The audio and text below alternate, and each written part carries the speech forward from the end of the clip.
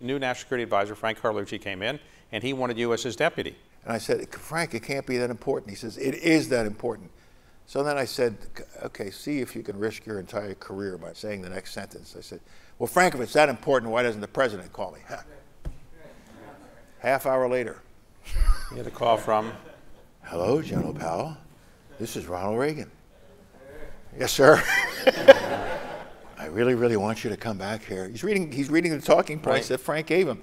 I really, really want you to come back here and be the Deputy National Security Advisor. Yes, sir, I'll be right there. So you came back? Yeah. 9 months later, Frank got assigned to become the Secretary of Defense, and I'm saying, good, I can go back to the Army now.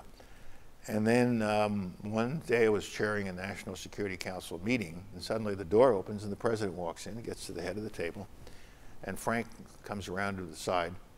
And while the meeting is going on, Frank rips off a piece of paper, scribbles something on it, and he sends it down the table to me. And I open up the little piece of paper and it says, you're now the National Security Advisor.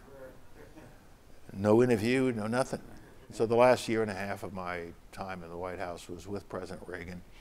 Became an extremely close and strong relationship. When the administration ended, you went back into a military position, but not that long afterwards, President George Herbert Walker Bush, President of the United States, right after Ronald Reagan, said, I need you to be chairman of the Joint Chiefs of Staff. I'm in Atlanta, Georgia, with a great command, a beautiful house, nice headquarters, and I'm at a conference in Baltimore area with all the Army senior 4-stars, and I get a call. Secretary Cheney, now new Secretary of Defense, wants to see you.